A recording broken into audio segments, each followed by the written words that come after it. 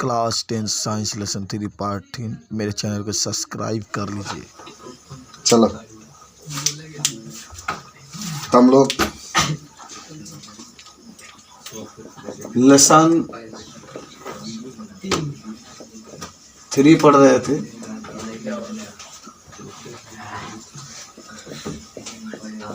और हम लोग पढ़ रहे थे, जानते हो कैसे अयस्क से हम लोग धातु को अलग करेंगे। अयस्क से धातु को अलग करना, तो कैसे अलग करेंगे? चालू हो श्रीलंका में रावण को पूछते हैं। रावण, हाँ भगवान को ज्यादा तो चलो। तो पहले हमारे पास क्या होता है, देखो आपकी किताब में लिखा गया पहले अयस्क, ठीक है। पहले क्या लिखा गया है? अयस्क को बढ़िया देख लो इसको। और अयस्क के बाद अयस्क का सांद्रण, सब स्टेप आपको हम लिखवाएंगे कि क्या होता है अयस्क का सांद्रण, ठीक है। ये रहा। तो और आगे चलेंगे तो अयस्क के सांद्रण में 3 विधि आपको लिखा है। जो अयस्क के सांद्रण है उसमें 3 विधि। पहला है उच्च अभिक्रियाशील धातुएं। उच्च कौन कौन होंगे उच्च अभिक्रियाशील धातु में, याद किए हो? Potassium, sodium, magnesium, aluminium, copper, calcium. एक होगा मध्यम अभिक्रियाशील धातु है। मध्यम जिंक, आयरन, अभिक्रियाशील धातु है, ये मध्यम वर्ग वाला है, ठीक है। और एक आपका निम्न अभिक्रियाशील धातु है। निम्न अभिक्रियाशील धातु है, ठीक है। पहले अयस्क, तब अयस्क का सांद्रण, तब इसमें हम लोग 3 प्रकार के जो तत्व पढ़े हैं, तीनों को हम लोग कैसे अलग करेंगे। देखो इसको अलग करने के लिए, ये जो है इसको अलग करने के लिए हम लोग 2 विधि का यूज करेंगे। पहला होगा गलित धातु का विद्युत अपघटन। गलित माना होता है धातु को गलाएंगे। गलित धातु का विद्युत अपघटन, विद्युत अपघटन। और दूसरा, यहाँ से आपका शुद्ध धातु प्राप्त होगा। ये विधि जब आप अपनाएंगे तब यहाँ से आपको शुद्ध धातु प्राप्त होगा, ठीक है। और जो मध्यम अभिक्रियाशील धातु है उसको कैसे प्राप्त करेंगे, यहाँ बात मत करो, वो सब करने से कुछ नहीं होगा। इसको 2 भागों में हम लोग बांट देते हैं, ठीक है।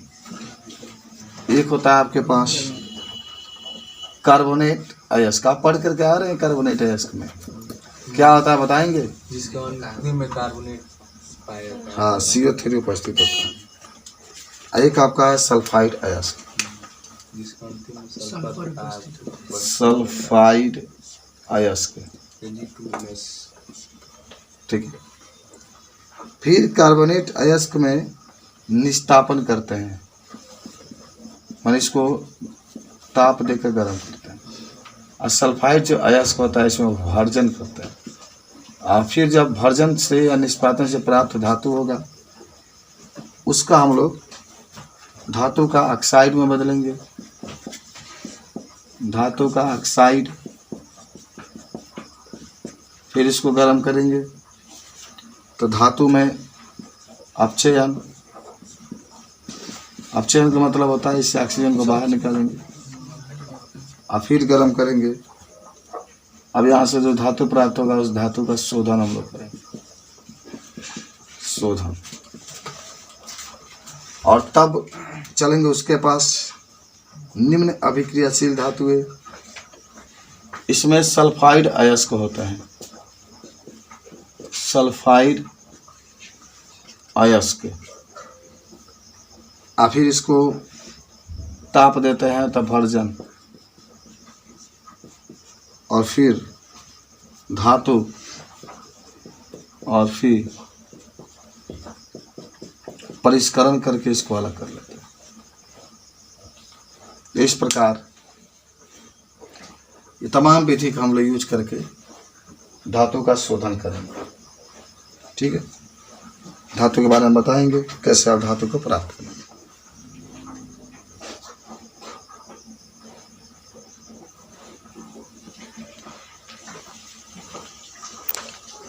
हो गया। अब हम लोग आते हैं, देखो बाबू, ये जितने स्टेप यहाँ पर लिखा गया है उसको बारी बारी से थोड़ा देखते हैं हम लोग, जो स्टेप देख रहे हैं उसको। ठीक है, चमक रहा है ना। तो पहले हम लोग देखेंगे अयस्क का सांद्रण।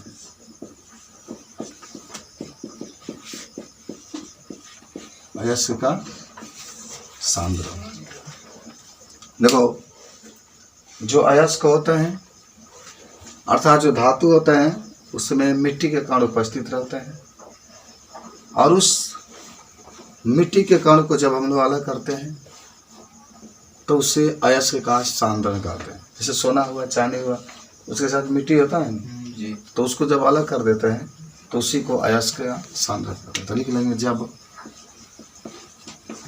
धातुओं के साथ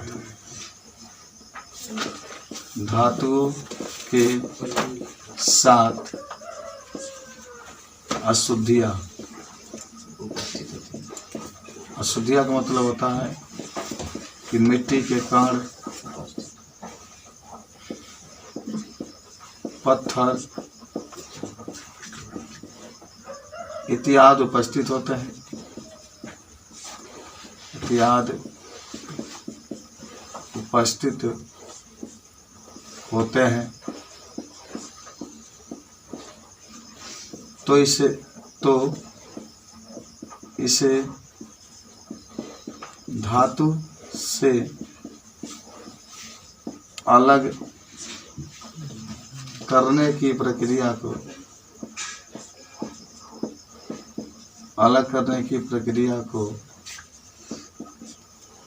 अयस्क का सांद्रण कहते हैं। अयस्क का सांद्रण कहते हैं। बस धातु है, धातु के साथ अशुद्धियाँ उपस्थित है। अशुद्धियाँ में मिट्टी के कण है, पत्थर है, ये सब उपस्थित हैं, और इन धातुओं में से मिट्टी के कण जो अयस्क है उसको अलग कर लेंगे तो इसी को हम लोग क्या कहते हैं, अयस्क का सांद्रण कहते हैं। सांद्रण का मतलब होता है छानना। जो अशुद्धियाँ हैं उस अशुद्धियों को छान करके जब अलग कर देंगे तो उससे हम लोग अयस्क का सांद्रण कहते हैं। जैसे मान लो कि हमारे पास खूब मिट्टी का ढेर है, उसमें सोना भी है, यहाँ पर कुछ सोने के टुकड़े हैं, ये सोना का टुकड़ा, ये पूरा मिट्टी का कण है, मिट्टी का कण। तो इस मिट्टी के कण को अलग कर लोगे, और सोना जब अलग हो जाएगा तो इसी को हम लोग कहते हैं अयस्क का सांद्रण। अयस्क का सांद्रण का मतलब होता है कि इसके अंदर जो धातु उपस्थित है उसको अलग कर दो, जो अशुद्धियाँ उपस्थित है उसको अलग कर दो, तो उसको हम लोग कहते हैं अयस्क का सांद्रण। ठीक है, हो गया। इसके बाद हमारे पास जो आएगा उच्च अभिक्रियाशील धातुएं। तो उच्च अभिक्रियाशील धातुएं में हम लोग पढ़ के आ रहे हैं कि सोडियम, मैग्नीशियम, एल्युमिनियम ये उपस्थित होते हैं। कैल्शियम भी आता है इसमें। 5 तत्व आते हैं, और उसके बाद से मध्यम वर्गीय में जिंक, आयरन, लेड, कॉपर आ जाएगा। प्राकृतिक अवस्था में सोना, चांदी आ जाता है। ठीक है।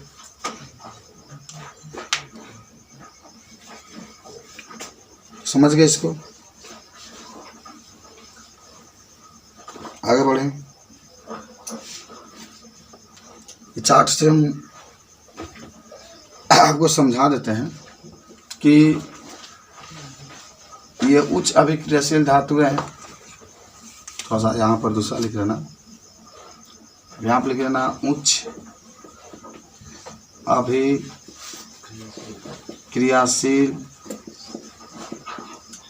धातुएं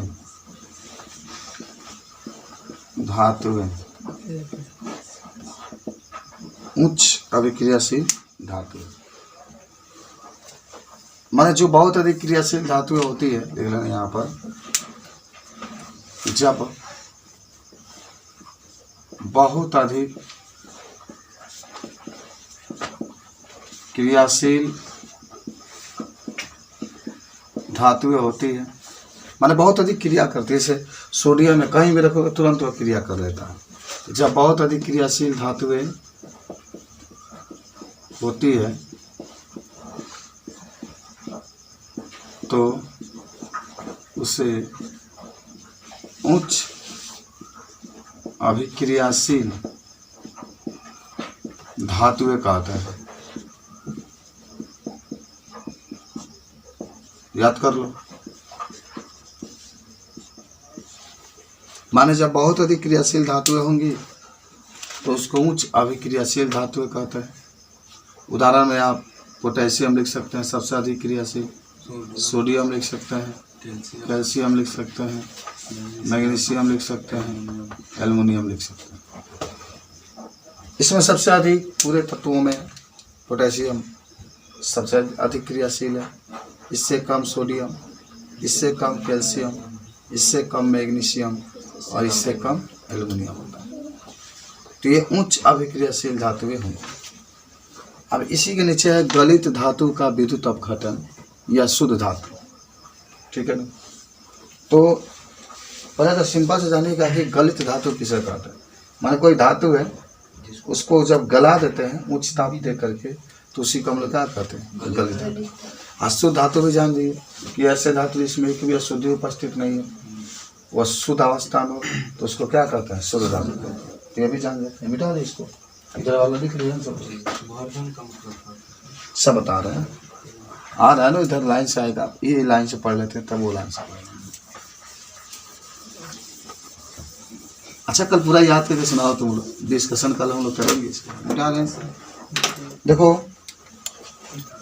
अब हमारे पास आ रहा है गलित धातु। गलित धातु, गलित धातु कहेंगे कि जो धातु है उसको जब हम लोग क्या करेंगे, गला देंगे। तो गला देते हैं तो उसी को हम लोग कहते हैं गलित धातु, ठीक है। जब धातु को हम लोग क्या कर देंगे, गला देंगे। तो लिख लो कि जब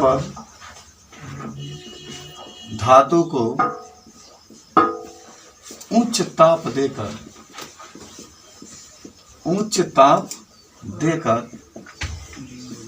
गला देते हैं तो उसे गलित धातु कहते हैं। तो उसे गलित धातु कहते हैं। वो सिंपल था आपका कि जब उच्च ताप दे करके धातु को हम लोग गला देते हैं तो उसी को हम लोग गलित धातु कहते हैं। यहाँ से एक और चीज़ हम लोग सीखेंगे, विद्युत अपघटन। विद्युत अपघटन क्या होता है ना कि किसी पदार्थ को विद्युत दे करके दो भागों में तोड़ने की प्रक्रिया को विद्युत अपघटन कहते हैं।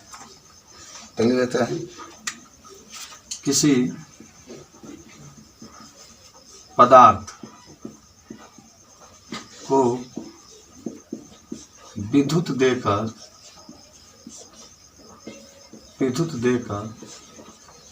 दो भागों में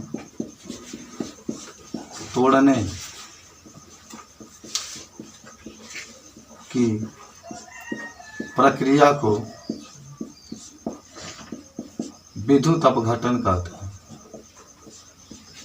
विद्युत अपघटन कहते हैं। जैसे मान लो उदाहरण में हमारे पास आ गया सोडियम क्लोराइड, और सोडियम क्लोराइड में हमने विद्युत को प्रवाहित किया। देखो ध्यान से, टूट जाएगा दो भागों में, NaCl है। हमने इसमें विद्युत को प्रवाहित किया तो ये Na प्लस और Cl माइनस में कहा गया, टूट गया। तो विद्युत अपघटन, विद्युत अपघटन, विद्युत का मतलब विद्युत देता है, अपघटन का मतलब होता है टूटना। नाम से याद हो गया। जब भी कहेगा जो विद्युत अपघटन है तो विद्युत दे रहे हैं, और अपघटन का मतलब होता है टूटना। तो कोई भी यौगिक है या पदार्थ है, जब हमने उसको विद्युत दिया वह दो भागों में टूट जाता है तो उसी को विद्युत अपघटन। तो एक यौगिक है NaCl, हमने इसमें विद्युत दिया तो Na प्लस और Cl माइनस में क्या हो गया, टूट गया। तो इसी को हम लोग कहते हैं विद्युत अपघटन। ठीक है। अब आपके पास क्या है ना, शुद्ध धातु आ जाए। शुद्ध धातु ये भी याद होगा। देखो यहाँ देख रहे हैं, ये जो पिन लगा है, चाहे यहाँ पिन लगा, ये पिन, ये पिन, ये पिन, ये जितने पिन देख रहे हैं, क्या वो शुद्ध धातु है? नहीं। अगर शुद्ध धातु होगा तो उसमें जंग लग जाएगा। जैसे लोहा है, ये शुद्ध है, इसमें जंग लग जाएगा। ये जो है ना, ये सब बनाया गया है, इसमें जंग नहीं लगता। इसका मतलब है कि इसके ऊपर, उसके ऊपर का है ना कि कापर का या एल्युमिनियम का परत है। हाँ, सोना शुद्ध होता है, मतलब जो हम लोग पहनते हैं वह तो अशुद्ध नहीं होता, मैंने बाहर से कुछ मिला दिया जाता है। कहेंगे शुद्ध सोना रहेगा तो नहीं कहते हैं कि हाँ ऐसा पहनी है कोई लड़की, उसको घुमा दो तो घूम जाएगा। हमारे यहाँ लटका है, हंगा नागिन का बना दो, दोनों काल में रहता है। तो ऐसे अगर पता करे, कोई पूछे आपसे शुद्ध धातु क्या होता है तो बहुत सिंपल कह सकते हैं, अरे ऐसे धातु जिसमें कोई, हाँ ऐसे धातु जिसमें कोई अशुद्धियां उपस्थित न हो, जिसमें कोई अशुद्धियां उपस्थित न हो, तो उसे कौन सा धातु कहेंगे भाई? शुद्ध धातु कहते हैं। आप उदाहरण में शुद्ध सोना लिख सकते हैं, शुद्ध सोना, AU, शुद्ध चांदी, AG। तो ये सब आपके शुद्ध धातु की बात होगी, फटाक से लिख लो। तब हम लोग आ रहे हैं मध्यम अभिक्रियाशील धातुओं के पास। देखो मध्यम में 5 तत्व आपने देखा था, इसमें तो 4 उसमें। कहाँ से शुरू होगा? एल्युमिनियम तक देखे थे हम लोग, तो उसमें लेड आ जाएगा, जिंक आ जाएगा, कॉपर आ जाएगा, आयरन आ जाएगा। ठीक है ना? अरे उसमें दानो कैलाश जी ना, पशु के माई छोड़ दे, अगला बात से अल्लाह का पसंगा है। समझ रहे हो? तो जिंक अल्लाह का तनु, पशु के माई जी, तो जी हो जाएगा। अगला बात से अल्लाह तो आयरन हो जाएगा, लह से लेड हो जाएगा। अल्लाह का तो कॉपर हो जाएगा। हाइड्रोजन होता है, लेकिन हाइड्रोजन लिया नहीं गया, वो गैस अवस्था में पाया जाता है। ठीक है, चलो मिटा रहे हैं। आपको याद है ना, मध्यम अभिक्रियाशील धातु किसे कहते हैं? तो माने ऐसे धातु है जो कम क्रियाशील होती है, ऐसे धातु है जो कम क्रियाशील होती है। लिख लेना, लिखते हैं यहाँ पर मध्यम अभिक्रियाशील धातु, मध्यम अभिक्रियाशील धातु है। क्या कहेंगे? ऐसे धातुएं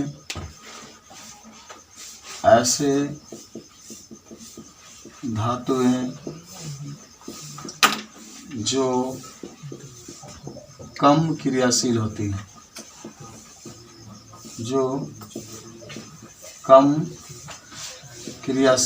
हैं, उसे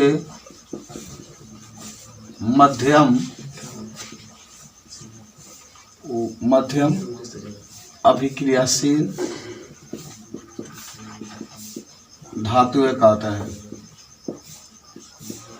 माने ऐसे धातुएं जो कम क्रियाशील होती है उसे मध्यम अभिक्रियाशील धातुएं कहते हैं। और आप पढ़ के आ रहे हैं उदाहरण में, मध्यम में का लिख सकते हैं, जिंक लिख सकते हैं, आयरन, इससे कम आयरन, तब लेड, तब कॉपर, 4 धातु आपके रहेंगे। मध्यम और गया। अब आते हैं कार्बोनेट अयस्क के पास, ठीक है ना। तो सबसे पहले क्या होगा, कार्बोनेट अयस्क,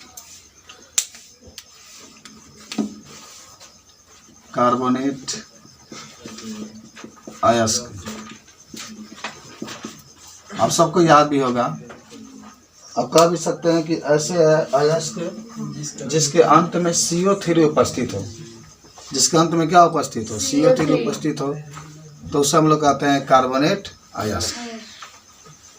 तो देखो ऐसे यहाँ पर लिख देते हैं, ऐसे अयस्क जिसके अंत में CO3 उपस्थित हो, उसे कार्बोनेट अयस्क कहते हैं, कार्बोनेट अयस्क कहते हैं, ठीक है। हाँ, उदाहरण में तो आप सभी लोग जानते ही होंगे। उदाहरण में आप लिख सकते हैं CaCO3 हो जाएगा। हाँ, CaCO3 कैल्शियम कार्बोनेट। उसके बाद आपका है निस्तापन, को बढ़िया से देख लेना। निस्तापन,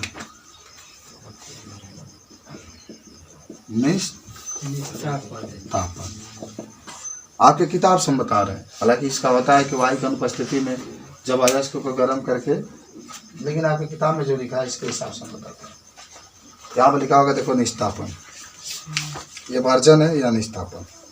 लिखा है कार्बोनेट अयस्क को सीमित मात्रा में अधिक ताप पर गर्म करने से वह ऑक्साइड में बदल जाता है, तो उससे क्या कहा जाता है, निस्तापन कहते हैं, ठीक है। तो देख लो निस्तापन, लिखोगे इसमें कि जब कार्बोनेट अयस्क को वायु के सीमित मात्रा में,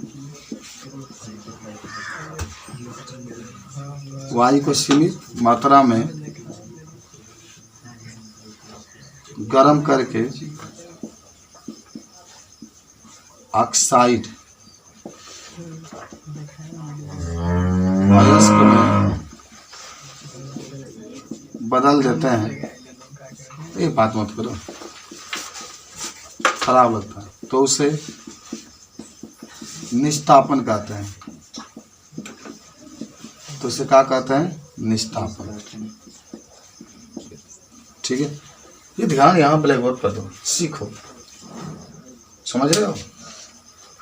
तो जब कार्बोनेट अयस्क को वायु के सीमित मात्रा में गर्म करके ऑक्साइड अयस्क में बदल देते हैं, तो उसे निस्तापन कहते हैं। उदाहरण में देखो क्या है, कार्बोनेट अयस्क है CaCO3 और आप इसको गर्म कर रहे हैं, ठीक है। तो किस में बदल है, calcium oxide plus carbon dioxide में। तभी तो आप कह रहे हैं कि ये निस्तापन आपका होता है। इसको कहेंगे हम लोग कैल्शियम कार्बोनेट बदल गया है कैल्शियम ऑक्साइड में, तो इसे कहा जाता है निस्तापन। क्या कहेंगे? निस्तापन। मैंने एक बात जरूर याद रखना कि जब भी कार्बोनेट अयस्क रहेगा, कहीं भी आपको कार्बोनेट अयस्क मिलेगा तो उसमें हमेशा निस्तापन करते हैं, ठीक है ना। कहीं भी आपको क्या मिलेगा, कार्बोनेट अयस्क मिलेगा तो हमेशा क्या करते हैं, निस्तापन करते हैं। तनि ऊपर हम लिख देते हैं, लिख लिया होगा। सल्फाइड अयस्क। देखो नोट पॉइंट में एक चीज लिख लेना कि कार्बोनेट अयस्क को हमेशा निस्तापन की क्रिया द्वारा ऑक्साइड अयस्क में बदला जाता है। कार्बोनेट अयस्क को हमेशा निस्तापन के क्रिया द्वारा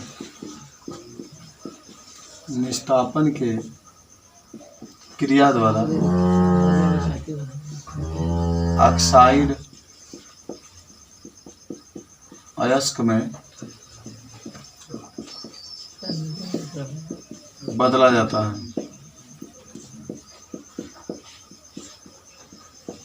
ऑक्साइड अयस्क में मतलब कार्बोनेट अयस्क को हमेशा निस्तापन की क्रिया द्वारा ऑक्साइड अयस्क में बदला जाता है, ठीक है। तो इस तरीके से बता सकते हैं। आगे बढ़े, लिख लिया ना सब लोग। अब आता है देखो सल्फाइड अयस्क, तब इस सब तीनों एक साथ देखा जाता है। याद है क्या आपको सल्फाइड अयस्क? हाँ, माना ऐसे अयस्क जिसके अंत में क्या होता है, तो लिख लेना सल्फाइड अयस्क।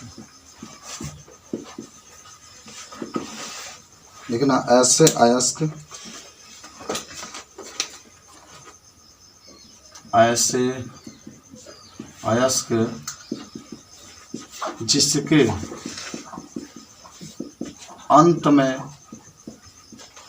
सल्फर उपस्थित होता है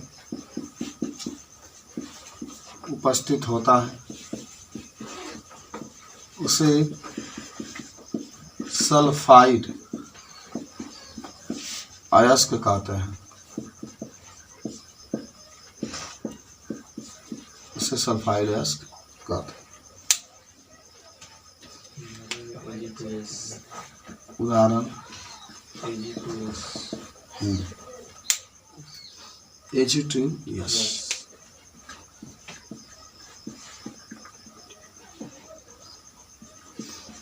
इसे कहते हैं सिल्वर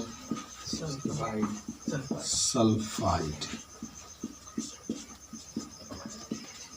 सिल्वर सल्फाइड, ठीक है। ये आपके पास रहा। उसके बाद से है भर्जन। अच्छा, आपने निस्तापन में क्या कहा कि निस्तापन में वायु की उपस्थिति में गर्म करके, देखो भर्जन में क्या लिखा है, मैं थोड़ा सा सल्फाइड अयस्क को वायु की उपस्थिति में अधिक ताप पर, समझ रहे हो, इनमें वायु की अनुपस्थिति लिख सकते हो। इसमें क्या लिख सकते हो कि जब सल्फाइड अयस्क को वायु की उपस्थिति में अधिक ताप पर गर्म करके ऑक्साइड में परिवर्तित किया जाता है तो उसे भर्जन कहते हैं। कार्बोनेट के जब कार्बोनेट होगा उसको हम लोग ऑक्साइड में बदलेंगे तो उसे क्या कहते हैं, सल्फाइड, उसको निस्तापन कहते हैं। और जब सल्फाइड रहेगा और उसको किस में बदलेंगे, ऑक्साइड में। देखो धातु का ऑक्साइड लिखला बना, तो इसको गर्म करो इसमें बदलो तो उसको भर्जन, और कार्बोनेट है इसको गर्म करो और धातु है इसको बदलो तो इसको निस्तापन कर दो। तो लिख लो कि जब सल्फाइड अयस्क को वायु के उपस्थिति में उच्च ताप पर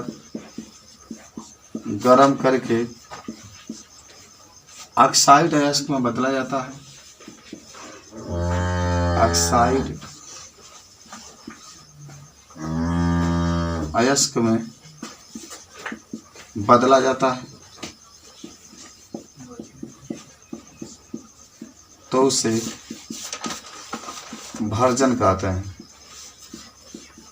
तो उसे भर्जन कहते हैं। हालांकि इसमें हमेशा सल्फर डाइऑक्साइड गैस बनता है।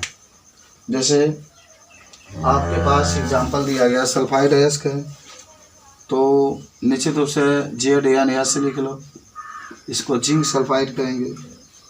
और इसमें ऑक्सीजन की उपस्थिति होती है, क्रिया कराओगे तो जिंक ऑक्साइड का प्लस सल्फर डाइऑक्साइड में बदल जाएगा। 2 से इसमें मल्टीप्लाई, संतुलित करने के लिए 2 से इसमें मल्टीप्लाई, 3 से इसमें, 2 से इसमें, इसी को हम लोग कहते हैं भर्जन। देख रहे हो? तो क्या किया गया, हमारे पास सल्फाइड अयस्क है ना, तो देखो यहाँ पर जिंक सल्फाइड है, ऑक्सीजन की उपस्थिति में तो ऑक्सीजन हमने मिलाया और भर्जन की प्रक्रिया द्वारा इसको जिंक ऑक्साइड में और किस में बदल दिया, सल्फर डाइऑक्साइड में बदल दिया। इसका नाम होगा जिंक सल्फाइड, इसका नाम होगा zinc oxide, zinc oxide, zinc sulphide, zinc oxide. ठीक है, ये भी जान जाओगे सल्फाइड है इसको हमेशा ऑक्साइड है इसको बदलने के लिए भर्जन प्रक्रिया का क्या करते हैं, प्रयोग करते हैं। अब आ जाओ हमारे पास धातु का ऑक्साइड, जानते होंगे धातु का ऑक्साइड क्या होता है, याद है धातु का ऑक्साइड। और जब धातु के साथ ऑक्सीजन जुड़ा होता है तो देख लेते हम लोग धातु का ऑक्साइड, धातु का ऑक्साइड। ऐसे जिसके अंत में तो कहोगे कि हाँ, जब किसी धातु के अंत में, धातु के साथ अंत में ऑक्सीजन उपस्थित होता है, जब किसी धातु के साथ अंत में ऑक्सीजन जुड़ा हो, ऑक्सीजन जुड़ा हो तो उसे धातु का ऑक्साइड कहता है। तो इसे धातु का ऑक्साइड कहते हैं। उदाहरण याद है, कुछ ऑक्साइड का नाम लिख लो, यहीं से देख के लिख लो, जिंक ऑक्साइड, ZnO, क्या कहा जाता है इसको, जिंक ऑक्साइड। हो जाएगा। अब आगे बढ़ते हैं, हाँ वो भी हो जाएगा। अब हमारे पास है देखो धातु में अपचयन। अच्छा, आपको याद होगा अपचयन किसे कहते हैं, जब ऑक्सीजन जब ऑक्सीजन धातु से हट जाता है। सही कह रहे हो। देखो ऐसे पढ़ाई होना भी चाहिए, तुरंत आप उसका जवाब दें जब पढ़ रहे हैं तो कोई दिक्कत नहीं होना चाहिए। बता सकते हैं कि धातु के साथ जुड़ा ऑक्सीजन, ऑक्सीजन जब धातु से बाहर निकल जाता है, बाहर निकल जाता है तो उसे धातु में अपचयन कहते हैं।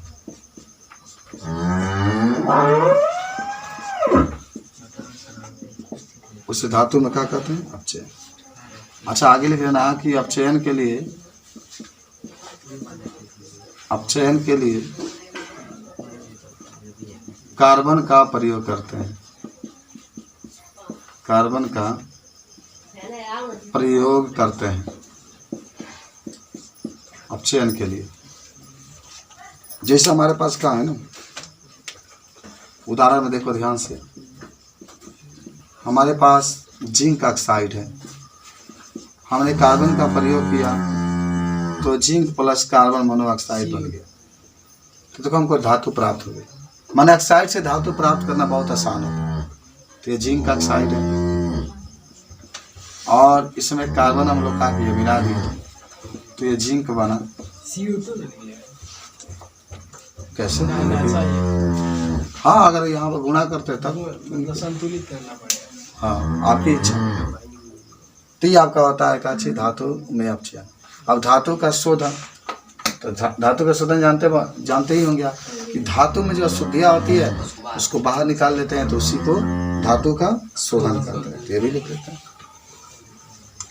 देखो हर एक स्टेप मैंने आपको लिखा दिया, जितना स्टेप इसमें है। अभी केमिस्ट्री से जब MSc कर लेंगे ना तो इतना ज़्यादा जानकारी हो जाएगा आपको, कोई क्वेश्चन लाइफ में फंसेगा ही नहीं, मेहनत से जब पढ़ोगे तो। चलो, क्या होता है धातु का शोधन? धातु का शोधन क्या होगा भाई कि धातु में उपस्थित जो अशुद्धियाँ होती है उसको जब बाहर निकाल लेते हैं तो उसी को क्या कहते हैं? धातु का शोधन। तो लिख लो कि जब धातु में उपस्थित अशुद्धियों को, धातु में उपस्थित अशुद्धियों को बाहर निकाल देते हैं, बाहर निकाल देते हैं तो उसे धातु का शोधन कहते हैं। तो उसे धातु का शोधन कहते हैं। ये भी आपको याद हो गया।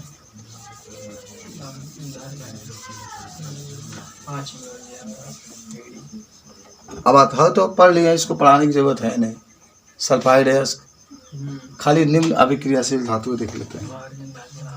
अपरिष्करण, निम्न अभिक्रियाशील धातु, हम इसको जानते हो क्यों पूरा लिखवा दे रहे हैं। अगर आज नहीं लिखा फिर इसको कल बनाना पड़ेगा। निम्न अभिक्रियाशील धातु याद होगा, ऐसे धातु हैं जो किसी से क्रिया नहीं करती। हाँ, ऐसे धातु हैं जो किसी से क्रिया नहीं करती, क्रिया नहीं करती, उसे निम्न अभिक्रियाशील धातु कहते हैं।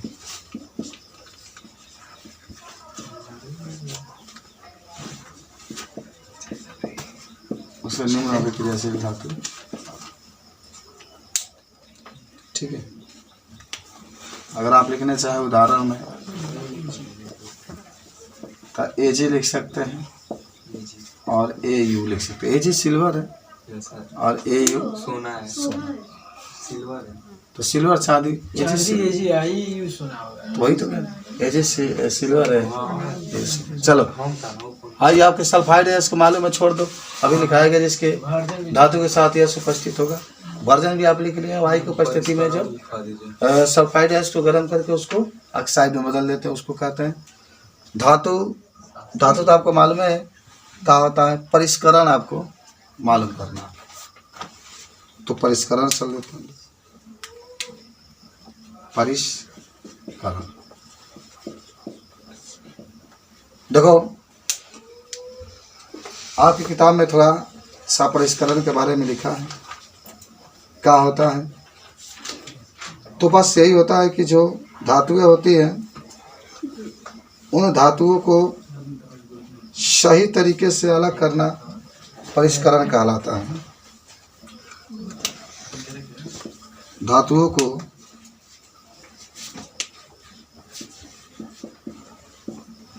धातुओं को सही तरीके से अलग करना परिष्करण कहलाता है।